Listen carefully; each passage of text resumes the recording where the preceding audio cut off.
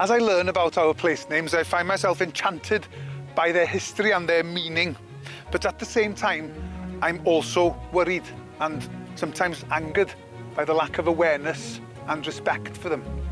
And nowhere evokes these feelings more than Eryri. And here, in Dyffryn Peris, is one location that encapsulates all these emotions, every anxiety and every debate that faces us as we ask the question, why are our place names so important to us? This is Dinorwic Slate Quarry. This is where my grandfather used to work. But these days, it's climbers and not quarrymen that scale these rocks. But like my tide and his co-workers, the climbers also leave their mark on this place, but in a way that gets under the skin of some local people. As they opened a new gallery or ponc, the quarrymen earned the right to name that piece of rock. Ponc Edward Jones, Abyssinia, Llangristiolus, Ponc Robin Rapar, and some names are those of the small holdings and farms that are buried deep beneath these slate tips. Ponc Miria, Ponc Hafod Owen, and Ponc Pant Ceibran. One ponc is called Toffat or Toffet. It's a term used in the Bible to refer to hell. Imagine getting up every morning to work there. And there are some women's names too. Enid, Alice and Veronica. These are all individuals who are linked to the Faenol estates, the quarry owners.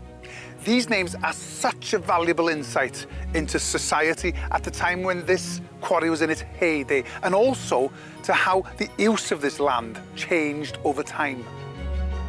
But our society is still changing, and the custom today is that the first person to climb a particular rock gets to name it, which means that Ponc Pen Rhyd, for example, is now known as Lwning the Tube Level, and Ponc Teiliwr has become Gyday Eret.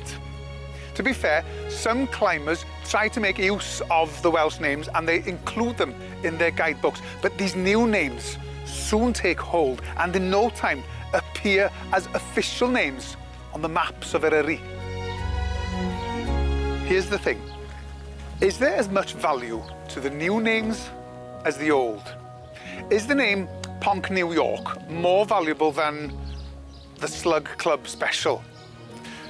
Do we accept that, as with the slate waste tips, the old is buried by the new, or do we find a way to keep and celebrate the legacy of my grandfather's generation?